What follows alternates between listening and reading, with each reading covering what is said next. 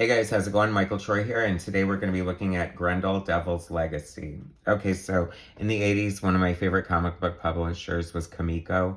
It's funny because, it was Marvel was so do or die, but the indie comics were starting to come out, and I loved Matt Wagner did Grendel, he did Mage, and this is the introduction to the comic book world, the art, the amazing art of the Pander brothers, Arnold and Jacob. And it's very, it's, Grendel is like his sort of anti-hero. And this is very like angular, like new wavy sort of 80s art. I want to say this is like 86 or 87. But very much like, the art in like Patrick Nagel or from the Aha Take On Me video. But I was immediately blown away. I love this style. I totally want to emulate it. I totally want to emulate it to this day. I think it's fantastic. It really blew me away. The colors pop and just so many great images. And I love the way they break the panel borders. But so this is Grendel's stepdaughter's child, Stacy, and she grows up and writes a novel about her step-grandfather, Grendel, and his life. And so her son gets kidnapped by this Chinese vampire, and she has to take on the mantle of Grendel to, I don't know, get him back or defeat him. Spoilers, she doesn't get him back, but this is such a great story. This is like my Dark Knight or my Watchmen. Like, I swore by this book. I'm so excited to have this trade paperback collection. It's since been recolored by Jeremy Cox, who did a fine job, but it's very bright and like computer colored looking and just not my favorite. I like these flat colors because I'm an old man and I like old comics. But is their love interest Brian Lee Sung. And it's funny because they're penciling here, and Jay Geldof is inking. I think this is actually Rich Rankin on this one, but their art is fantastic. And then when they ink it themselves, they ink themselves in a few of these issues, and it really just like pops and like totally takes it to a whole other level. Yeah, this is Rich Rankin. No offense, but not a good fit. I love that anyone from the 80s should recognize that Keith Haring homage on his shirt. This is in San Francisco. Some great layouts. The inks really ruined this issue. Sorry, Rich Rankin, but did not look good. He inked Bill Wellingham on Elementals, and that was a much better fit. So, but I really like this book. If you guys haven't read Grendel, the Matt Wagner one featuring Hunter Rose, the first Grendel, or not the first. If you're a hardcore Grendel fan, you know he spans the past and the future all throughout history. So it got a little convoluted. My favorite are the original, and then this Christine Spar. It's hard for me to get past this Christine Spar. I love it. It's such a sign of the times. I love the 80s hairdos. And just great storytelling here with all the vertical panels on this page and then all the horizontal panels on this page. It's like you have to be a good storyteller, and they were new to the game, so hats off to them.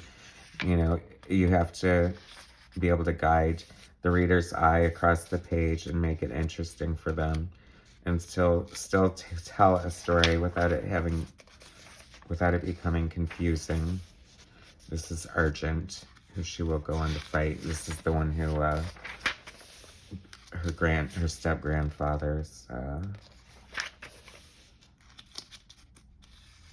arch enemy. That's so cool. She's looking for him, and he's totally behind her. He did. It's funny because Kabuki is Japanese, but he's Chinese, and the reason why is because there are no vampires in Japanese myth. And so he had to make him Chinese in order for this to make sense. So you can have it both. You can have kabuki and vampires. Don't let anyone ever tell you different. Dominic Riley, such a riff on Don Johnson at the time with the 5 o'clock shadow. And he's a great character. We'll see. He'll get his just desserts because he's a real dick. Regina, her friend, I love her. She's a great supporting character. There's Argent. He's interrogating her. Where is Christine Spar? I won't tell you. This would make a great Netflix series too.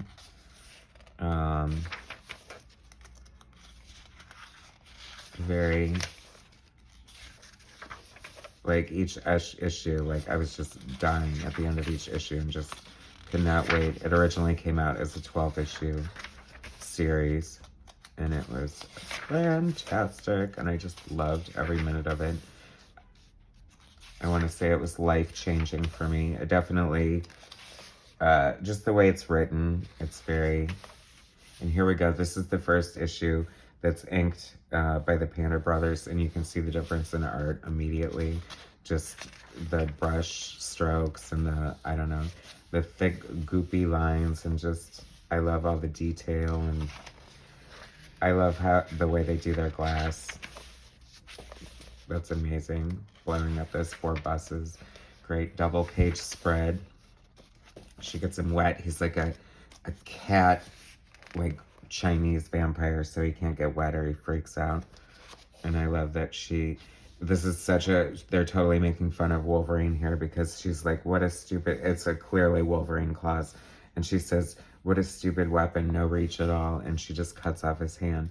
I mean, of course, if you cut off Wolverine's hand, you know, it would grow back, but good question, right? So you cut off Wolverine's hand, maybe it grows back. I mean, that's obviously not ideal, but if it's adamantium laced, I'm going by old school canon. I don't know what's going on these days with all that, with the bones and the James Howlett and all that crap. But anyway, oh yeah, so if the claws were adamantium, then you would just put new adamantium and never mind. Anyway, I just love this art so much. I still love their art. I followed their career pretty much ever since then, whenever I could find them. They wanted to do some stuff like for DC with Batman. I think they did a mini series called City of Lights, and some other good stuff. They were supposed to do a Max Headroom series after this, but it got shelved. I guess his 15 minutes expired before it got done. I don't know the full story on why it fell through, but it would have looked cool as hell in this style, don't you guys think? So this is a fun issue. This is, she's gonna go take care of that prick Dominic Riley. And it's funny because in the initial book, I think that it was colored by the regular colorist, and I want to say it was recolored for this trade paperback. This is the first trade by Kamiko of this Grendel series, and I screwed up the back cover, and I will never let this go. I will be buried with this. Except I'm being cremated, but you know. So this is wordlessly written by Matt Wagner and illustrated by the Pander brothers, and this is so great. Like, she's stalking him, she's gonna get a revenge on him, and she pushes him in front of the subway, and they pull him back, but she's kind of in the periphery the whole issue, just like trying to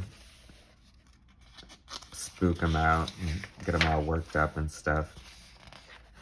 So on the first page it says, as to the problem with Dominic Riley, and then she basically follows him and stalks him all over all night long. The sun's coming up. Then finally she confronts him. He pulls out his gun. She cuts off his fingers. So brutal. Bops him in the face. There he is cornered like a dog in the alley. And then she says, eventually I killed him. Like, it was so brutal and so cool. And now we're back to Jay Geldof's inks, and it's not as exciting as it was, but they'll be back. And so the story's getting more heated here. Christine is wanted. I don't know, Argent has something to do with the police for some reason. So a lot of great supporting characters. Wiggins with the frickin' bionic eye. And so Christine's sort of, you know, her son's been kidnapped and murdered, and this has like broken her as a human being. So the only thing she can do is finally take care of the problem of Argent. This is a great issue. They're inking the figures on this one, and Jay Geldof is doing the background inks. This had to be changed because it originally showed full breasts, and that's a no-no. I love this shot there. So many great pages in this issue. And she fries them with her fork, her Grendel fork. Grendel's such a great character, very iconic looking. I love the mask. The art in here is so good. If you guys have never read this story, it's so much fun. It's so good. It's such a great read. I know the art looks like bright and weird, but I'm telling you, it is good. And so finally, she's outside of the Dakota where John Lennon was killed. I'm sure that was intentional to work that in here.